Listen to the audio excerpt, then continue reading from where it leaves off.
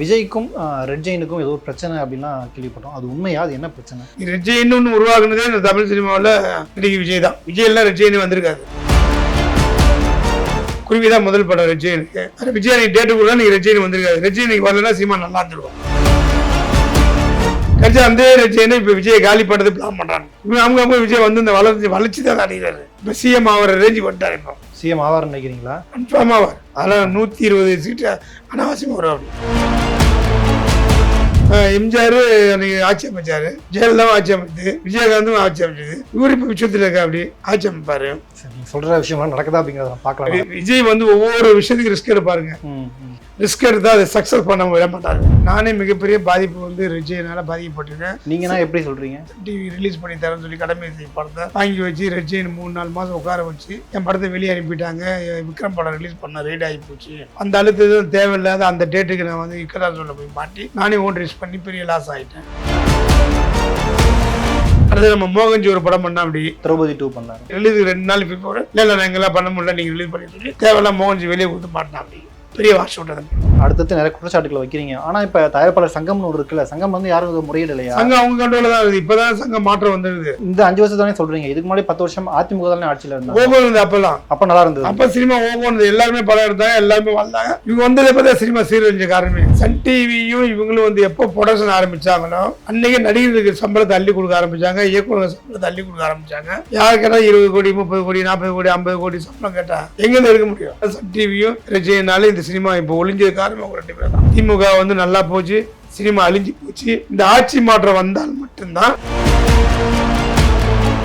ஆச்சி மசாலா எந்த சமையலும் ருசி தேடும் ரகசியம் 20 ரூபாய். குமுதம் நேயர்களுக்கு வணக்கம். நான் உங்கள் ரஞ்சித். தமிழ் சினிமாவில் இன்னைக்கு தேதியில தயாரிப்பாளர்களுடைய நிலை என்னவா இருக்கு? ஒரு படத்தை அவங்க எடுத்து ரிலீஸ் பண்ற வரைக்கும் அவங்களுக்கான அழுத்தம் இருக்குதா இல்லையா? இதை பற்றிலாம் பேசுறதுக்காக தயாரிப்பாளர் மற்றும் டிஸ்ட்ரிபியூட்டர் டிஆர் ரமேஷ் நம்மளோட இணைஞ்சிருக்காரு. வணக்கம் சார். சார், நான் ஆரம்பம் சொன்ன மாதிரி தமிழ் சினிமா கிட்டத்தட்ட ஒவ்வொரு காலகட்டத்துக்கும் அது ஒவ்வொரு லெவலில் பரிமாறிச்சுட்டே இருக்கும். இப்போ ரீசெண்டாக வந்து தமிழ் சினிமாவில் நிறைய தயாரிப்பாளர்கள் வந்து எங்களால் ஃப்ரீடமாக படம் பண்ண முடியல அப்படின்னு சொல்கிறதே நாம் கேட்க முடியுது. தயாரிப்பாளர்களோட நிலை இப்போ எப்படி இருக்குது? யார் நினச்சாலும் இப்போ தயாரிப்பாளர் ஆயிட முடியுமா? அப்படிலாம் ஒன்றும் இல்லை. என்னக்கான யார் நினச்சா தயாரிப்பாளர் ஆகலாம். ஏன்னா நடிகர்கள் யாருமே இல்லை, பணம் சப்போர்ட் சுத்தமாக கிடையாது. அதே மாதிரி தியேட்டர்கள் டிஸ்ட்ரிபியூஷன் சப்போர்ட் சுத்தமாக கிடையாது. இது எல்லாமே இந்த 5 வருஷமாக திமுக கண்ட்ரோலில் தான் இருக்குது. எல்லாமே டிஎம்கே கண்ட்ரோலில் தான் இருக்குது. திமுக கண்ட்ரோலில் தான் இருக்குது. விஜய்கிட்டையும் சன் டிவிலையும் அதுக்கப்புறம் வந்து சன் டிவி சேர்ந்த ஆட்கள்கிட்ட தான் படம் சினிமாவே இருக்குது. அதெல்லாம் தயாரிப்பாளர் யாரும் வர முடியல. தயாரிப்பாளர் வந்தால் நிலைக்க முடியல, நினைச்சாலும் படம் எடுக்க முடியல. நானே மிகப்பெரிய பாதிப்பு வந்து விஜயனால பாதிக்கப்பட்டிருக்கேன். நீங்கன்னா எப்படி சொல்கிறீங்க? என்னுடைய கடமை செய்ய படம் பண்ணியிருக்கேன், பொம்மை படம் பண்ணியிருக்கேன், இசை படம் பண்ணியிருக்கேன். எதுவுமே வந்து எனக்கு வந்து அவங்க சன் டிவி ரிலீஸ் பண்ணி தரேன்னு சொல்லி கடமை செய்ய படத்தை வாங்கி வச்சு ரெட் 3-4 மாதம் உட்கார வச்சு என் படத்தை வெளியே அனுப்பிட்டாங்க. விக்ரம் படம் ரிலீஸ் பண்ண ரெடி ஆகி போச்சு, கம்பெனி க்ளோஸ் பண்ணிட்டோம், நீங்கள் ரிலீஸ் பண்ணி சொன்னாங்க. அந்த அழுத்தம் தேவையில்லாத அந்த டேட்டுக்கு நான் வந்து இக்கரா சொல்ல போய் மாட்டி நானே ஓன் ரிஸ்க் பண்ணி பெரிய லாஸ் ஆகிட்டேன். கடமை செய்யப்படமா? கடமை செய்ய படம் அது ஓனா நீங்களா அவங்களுக்கு கொடுத்து அவங்ககிட்ட கொடுத்து அவங்க வந்து நெருக்கடி கொடுத்து பண்ண முடியல எங்களை அப்படின்னு சொல்லும்போது அப்போ நான் தேவையில்லாமல் இல்லை வியாபாரம் பண்ணியிருப்பேன், விற்றுருப்பேன், லாபம் பார்த்துருப்பேன். அதை பண்ண விடாமல் தடுத்தது விஜயன் தான். அதே மீறி சன் டிவியில் போய் சேட்டலைட் டிச்சு விற்றேன் நான். அவங்க வாக்குறுதி கொடுத்து எல்லாம் சைன் பண்ணி படத்தை ரிலீஸ் பண்ணுற வரைக்கும் கூட இருந்து ரிலீஸ் பண்ண அப்புறம் படம் எங்களுக்கு வேணாம், படத்தை நீங்கள் வந்து வெளியே விற்றுங்கன்னு சொல்லிட்டாங்க. படம் சரியாக போகலை அப்படின்னு சொல்லி அதில் 3-4 கோடி ரூபா எனக்கு லாஸு. அந்த நஷ்ட திரும்ப கொடுத்தாங்களா? கொடுக்கலையே. அவங்க பார்க்க முடியல, பேச மீட் பண்ண மாட்டேறாங்க, மீட்டிங் தர மாட்டேறாங்க, ஃபோன் எடுக்க மாட்டேறாங்க. ஒன்றா நம்பர் டுபா குறிச்சாங்கன்னா Sun TV, Kalaignar TV, Vijayan தான். ஃப்ராடு, தமிழ் சினிமா ஃப்ராடுங்களே. ஓகே, இது வந்து கடமை செய்யப்படுறதுக்காக கடமை செய்யப்படுது. ஆனால் பொம்மை மற்றும் இசை படத்துக்கு எதுவும் பிரச்சனை வந்ததா? அதே மாதிரி அதுவும் நான் இது ஒழுங்காக வர்றதுனால அதுவும் என்னால் பண்ண முடியாத சூழ்நிலை மாட்டிக்கிட்டு நெருக்கடி மாவட்டத்தில் போய் மாட்டிக்கிட்டல. தேட்டர் கொடுக்கல. இன்னொன்று அந்த படம் சரியாக போகல, இந்த படம் எங்கே போகும்னு சொல்லி தேட்டருக்காரர் எனக்கு கரெக்டான ஃப்ரீடம் விட்டுருந்தேன். நான் அழகாக டைம் எடுத்து பப்ளிசிட்டி பண்ணி அழகாக தேட்டர் வெளியாட்களுக்கு கொடுத்து தேட்டர் போட்டு பிரமாதமாக ரிலீஸ் பண்ணி பெரிய ஒரு லாபத்தையும் பார்த்துருப்பேன், பெரிய ரிசல்ட்டும் பார்த்துருப்பேன். அதை எல்லாமே என்னை வந்து பண்ண விடாமல் தடுத்தது விஜயன், சன் டிவி, இவங்க 2 பேர் தான். இதே மாதிரி என்ன மாதிரி நிறையா தயாரிப்பாளர் வந்து காலி பண்ணி கழட்டி விட்டது. அடுத்து நம்ம மோகன்ஜி ஒரு படம் பண்ணா அப்படி மோகன்ஜி கடைசி ஒரு படம் பண்ணாரு. திரௌபதி 2 பண்ணாரு. திரௌபதி 2 பண்ணாரு. இப்போ இதே நம்ம தான் கடைசி நேரத்தை வந்து நான் பண்ணுறேன்னு சொல்லி ரிலீஸ் ஆன 2 நாள் பிஃபோர் இல்லை நான் எங்கெல்லாம் பண்ண முடியல நீங்கள் ரிலீஸ் பண்ணி சொல்லி தேவையில்லாம் மோகன்ஜி வெளியே கொடுத்து மாட்டினா. அப்படி பெரிய வாஷ் அவுட் அந்த படம் சுத்தமாக போகலை. அந்த மாதிரி சுந்தர்சி ஒரு படம் காப்பி வித் காதல் ஏதோ ஒரு படம், காஃபி வித் காதல், அந்த படத்தை அதே மாதிரி தான் சுந்தர்சியை கூப்பிட்டு அவங்க ரிலீஸ் பண்ண சொல்லி கடைசி நேரம் அந்த படம் எங்களால் பண்ண முடியாது. அந்த மாதிரி எக்கச்சக்கமான படங்கள் ரெட்ஜையினால் பாதிக்கப்பட்ட தயாரிப்பாளர்கள் இருக்காங்க, ரெட்ஜையினால் சன் டிவியால் பாதிக்கப்பட்ட ப்ரொடியூசர் நிறைய. அதனால தான் சன் டிவியும் ரெட்ஜையினாலும் இந்த சினிமா இப்போ ஒளிஞ்சது காரணம் அவங்க 2 பேர் தான். பட் இவங்க நல்லா இருக்கிறாங்க. பட் சினிமா தயாரிப்பாளர்களும் சினிமா சங்கங்களும் சினிமாக்களும் சரியில்லாமல் போனது இவங்க தான் காரணம். சார் இப்போ நீங்கள் அடுத்தடுத்து நிறைய குற்றச்சாட்டுகளை வைக்கிறீங்க. ஆனால் இப்போ தயாரிப்பாளர் சங்கம்னு ஒரு இருக்குல்ல, சங்கம் வந்து யாரும் முறையிடலையா? சங்கம் அவங்க கண்ட்ரோலில் தான் இருக்குது. இப்போ தான் சங்கம் மாற்றம் வந்துருக்குது. சங்கத்துக்கு எப்படி இப்போ தமிழ்குமரன் வந்திருக்காரு, இதுக்கு முன்னாடி ஒரு ராமநாதன் முரளி 5 வருஷம் இருந்தார். ராமநாதன் முரளி அவங்க அப்பா ஏற்கனவே கலைஞர் அடமானம் வச்சு போயிட்டார் சங்கத்தை. அவங்க அப்பா எம்எல்ஏ பதவி ஆகணும்னு சொல்லி தயாரிப்பாளர் வந்து அவங்க அப்பா வந்து கலைஞர் அடமானம் வச்சு ப்ரொடியூசர் கவுன்சில் அடிமைப்படுத்தி வச்சது கலைஞர். அதுக்கப்புறம் கலைஞர் இறந்ததுக்கப்புறம் கலைஞர் ராமநாதன் இறந்ததுக்கப்புறம் ராமநாதன் பையன் வந்தா. அப்படியே பையனை வந்து கூப்பிட்டு மிரட்டி அவங்க கண்ட்ரோலில் வச்சு சினிமா சங்கங்கள் எல்லாமே அவங்க கட்டுப்பாட்டில் போயிடுச்சு. அவங்க கட்டுப்பாட்டில் போனதுனால அவங்க அங்கே அடிமையானதால் நாங்கள் போய் இவங்ககிட்ட அடிமையாகி எங்களுக்கு செய்ய முடியாமல் சங்கங்கள் செயல்படாமலே போச்சு. அது இந்த 5 வருஷம் தானே சொல்கிறீங்க. இதுக்கு முன்னாடி 10 வருஷம் அதிமுக தானே ஆட்சியில் இருந்தாங்க. ஓகோ இருந்தது அப்போல்லாம். அப்போ நல்லா இருந்தது. அப்போ சினிமா ஓகோன்னு எல்லாருமே படம் எடுத்தாங்க, எல்லாருமே வந்தாங்க, எல்லா படம் ஓடிச்சு. அமர்கலம் வளர்ந்த சினிமா அன்றைக்கி சினிமாவுக்கு பாதிப்பே இல்லை. அன்றைக்கி யாருடைய இன்வால்மெண்ட் உள்ள கிடையாது, அரசியல் அழுத்தம் உள்ள கிடையாது. இந்த இவங்க இருக்கிறது வந்து அரசியல் அழுத்தம் இருக்க தவிர. பட் அவங்க இருக்கும் அரசியல் அழுத்தம் அதில் உள்ள அத்தனை மினிஸ்டர் ஃபைனான்ஸ் தானே. கடம்பூராஜ் கடம்பூராஜ், அதுக்கப்புறம் எஸ்பி வேலுமணி, அதேபோல் வந்து நம்ம இவர் செல்லூர்ராஜ்லேருந்து இப்போ ஓபிஎஸ்லேருந்து சசிகலா எல்லாமே சினிமா ஃபைனான்ஸை தானே. அவங்களாம் மறைமுக சினிமா ஃபைனான்சர், சினிமாவுக்கு சப்போர்ட் பண்ணி சினிமா ஒவ்வொன்று வளர வச்சவங்கண்ணா. அவங்க எங்கேயுமே சினிமாவுக்குள்ளே வந்துட்டு படத்தை நிப்பாட்டுறது, இல்லை வந்து படம் எடுக்காமல் விடுறது, இல்லை டிஸ்ட்ரிபியூஷன் ஆஃபீஸ் போட்டு படத்தை வந்து ரிலீஸ் பண்ணுற பிடுங்கிறது, இல்லை வந்து எங்கள் சேனல் படம் கொடுன்னு கேட்குறது எதுவுமே கிடையாது. இவங்க வந்ததை பார்த்தா சினிமா சீரழிஞ்ச காரணமே. அன்றைக்கி நடிகர்கள் சம்பளம் பெருசாக கேட்க மாட்டாங்க. எப்போ வந்து சன் டிவியும் இவங்களும் வந்து எப்போ ப்ரொடக்ஷன் ஆரம்பித்தாங்களோ அன்றைக்கி நடிகர்களுக்கு சம்பளத்தை அள்ளி கொடுக்க ஆரம்பித்தாங்க, இயக்குநர்கள் சம்பளத்தை அள்ளி கொடுக்க ஆரம்பித்தாங்க. எல்லாருமே அது ஒரு பெரிய ஒரு இதாக எடுத்துக்கிட்டு யார் கேட்டால் 20 கோடி 30 கோடி 40 கோடி 50 கோடி சம்பளம் கேட்டால் எங்கேருந்து எடுக்க முடியும்? தமிழ்நாட்டில் வியாபாரமே கிடையாது. வியாபாரம் மொத்தமே தமிழ்நாடு ஃபுல்லாகவே 70 75 80 தேட்டர் தான், 800 தேட்டர் தான் இருக்குது. இந்த தேட்டருக்குள்ளே தான் போட்ட காசு எடுக்கணும். 1க்கு 2 வாட்டி ரிப்பீட் பண்ணால் தான் போட்ட காசு எடுக்க முடியும். படத்தை ரிப்பீட் ஆடியன்ஸ் பார்த்தா, 1 டைம் ரிலீஸ் பண்ணி 1 டைம் ஆடியன்ஸ் படம் பார்த்தா கலெக்ஷன் வராது. அது அந்த ஏடிஎம் பீரியடில் வந்து தேட்டர் பீரியட் இருந்தது, ஆர்டிஸ்ட் சம்பளம் கம்மியாக இருந்தது, சினிமா ஆரோக்கியமாக இருந்தது, படம் எடுத்தோம், லாபம் பார்த்தா, ஃபைனான்ஸ் இருந்தது, வியாபாரம் இருந்தது, தேட்டருக்கு சப்போர்ட் பண்ணிச்சு. இவ்வளோ இதில் எதுவுமே இல்லையே உங்களுக்கு. வியாபாரமும் பண்ண முடியல, தேட்டரும் கொடுக்குறது கிடையாது. அது என்ன சிக்கல், ஏன் அதனால நடக்குது? இவங்க எல்லா படத்தையும் இவங்க நம்பிக்கிறாங்களா? எல்லா பெரிய படத்தையும் வருஷத்துக்கு வந்து ஒரு 150 200 300 படம் வந்துன்னா குறைஞ்ச ஒரு 100 150 படம் அவங்க கண்ட்ரோலில் போய் பெரிய படம் இல்லை. ரெட் ஜெயின் கண்ட்ரோலில் போகும்போது ரெட் ஜெயின் மீறி தானே வந்து மற்ற தயாரிப்பு தேட்டர் கிடைக்கும். மற்ற ரெட் ஜெயின் எல்லா பெரிய படத்தையும் மணிரத்னத்திலேருந்து, லைக்காவிலேருந்து, டூடியிலேருந்து, ஏஜிஎஸ்லேருந்து, சன் டிவிலேருந்து எல்லா பெரிய படத்தையும் கொண்டு வந்து அங்கிட்ட கொடுத்தாங்கன்னா நம்ம பெரிய படம் போடுறது தான் தேட்டருக்கார மதிக்கிறான். சின்ன படம் எடுக்கிறவங்களும் சின்ன படம் வாங்குறவங்களும் தேட்டருக்கார மதிக்க மாட்டேன்றால. அவன் மதிக்க மாட்டேன்னா அப்போ பெரிய படத்தை ரூலிங் பார்ட்டிக்கு தான் போய் தேட்டருக்கார சரண்டராக போகுது. அப்போ வந்து நம்ம தேட்டர் ஃபுல்லாக அவங்க கண்ட்ரோலில் போயிடுது.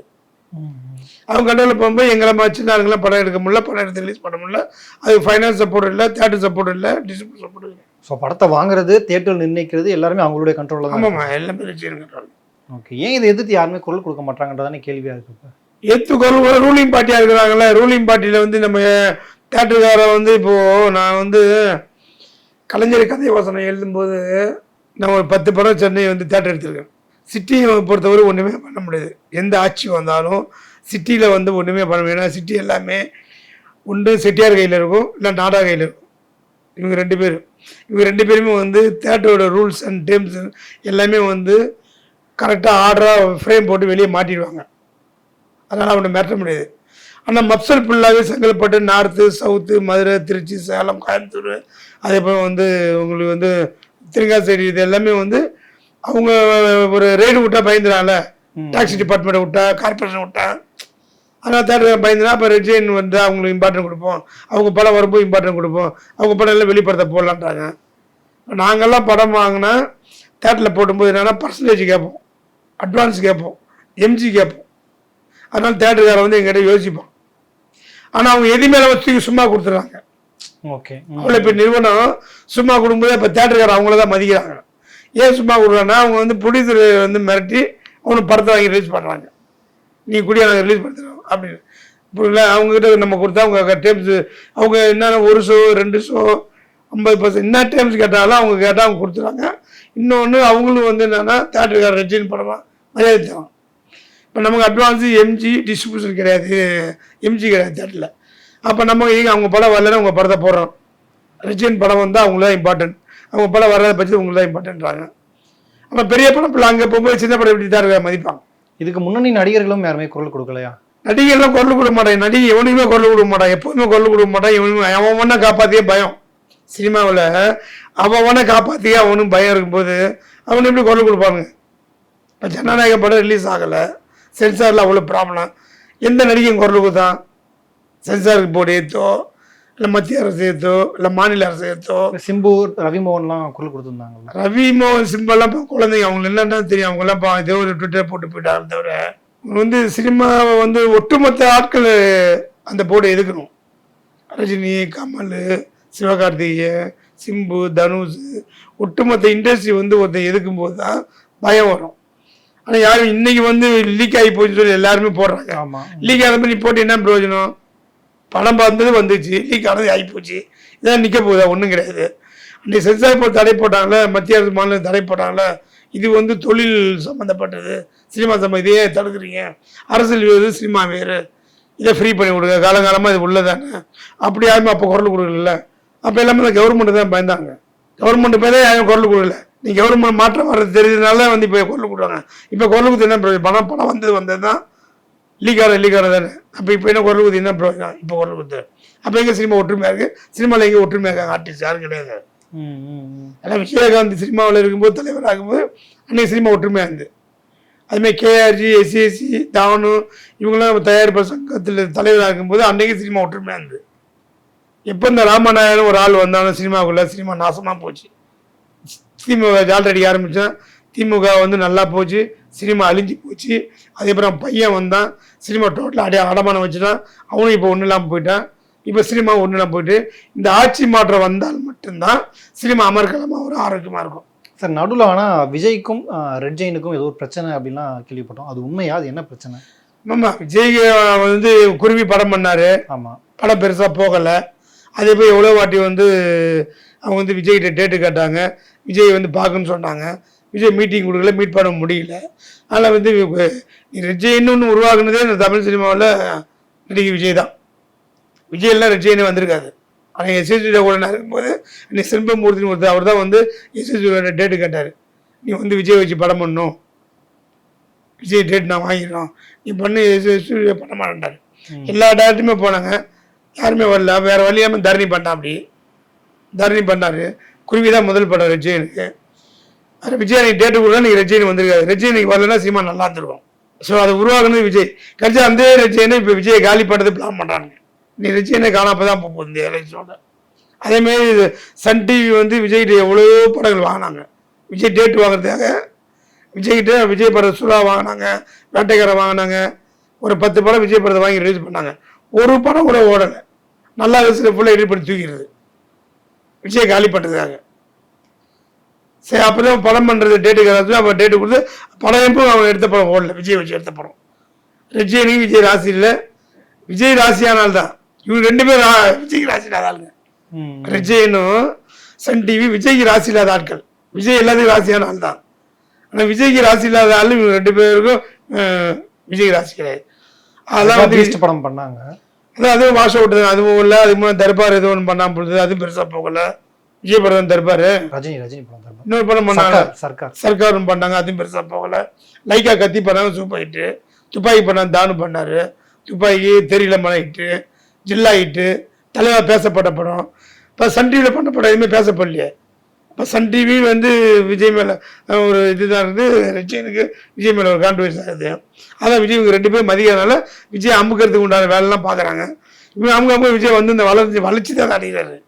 இப்போ சிஎம் ஆகிற ரேஞ்சுக்கு வந்துட்டார். இப்போ சிஎம் ஆவார்னு நினைக்கிறீங்களா? கன்ஃபார்ம் ஆவார். அதெல்லாம் 120 சீட்டு அனாவசியமாக வரும். அப்படி கன்ஃபார்மாக வரும். அப்படி இந்த முதல்ல நான் அந்த ஓட்டு போடுற மிஷினில் பார்த்தா சின்னங்கள் மட்டுமே இருந்தது. சின்னங்களை கன்ஃபியூஸ் ஆகிடுவாங்க. இப்போ சின்னம் வருது, ஃபோட்டோ வருது. சின்னத்தை பார்த்தா பக்கத்தே ஃபோட்டோ வருது. இந்த சின்னம் யார்? விஜய் தான், விஜய். ராம்தாஸ் ரெட்டலை. அதனால் சின்னத்தை மூஞ்சை பார்த்து ஓட்டு போட்டுருவாங்க. அது வந்து இந்த வாட்டி ரொம்ப தாக்கம் ஜாஸ்தி இருக்குது. சினிமாக்காரனுக்கு வந்து உச்சத்தில் இருக்கிற எம்ஜிஆர் அன்றைக்கி ஆட்சி அமைச்சார், ஜெயலலிதாவும் ஆட்சி அமைச்சது, விஜயகாந்தும் ஆட்சி அமைச்சது.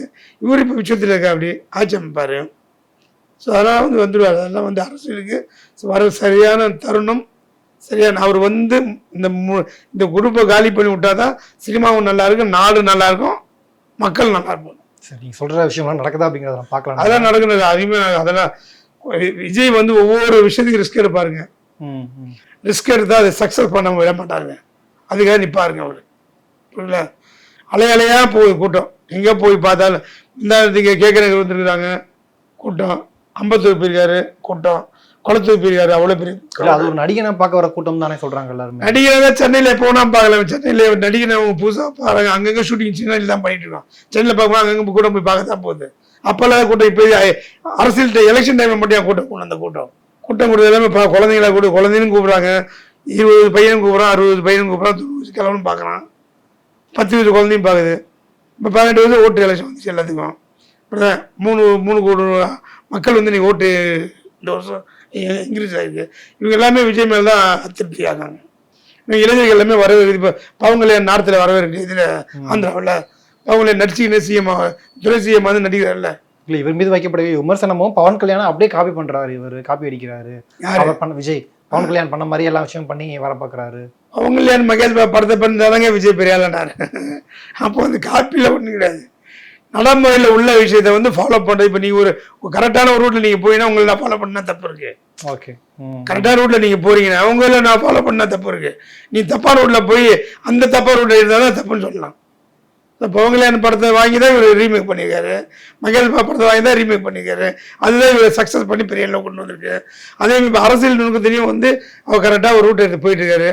அந்த ரூட்டை வந்து இவர் எடுக்கலை. ஆனால் இருந்தாலும் அவர் சின்ன அட்வைஸ் கேட்க தான் செய்வாங்க, பேச தான் செய்வாங்க. ஏன்னா அவரும் சினித்துறையிலேருந்து அரசியல் வந்தவர், இவரும் சினிமா அது வந்து அரசியல் வரவர். அப்போ அது கொஞ்சம் பரஸ்பரம் இருக்க தான் செய்யும். அதெல்லாம் தப்பு இல்லைங்க. Okay sir.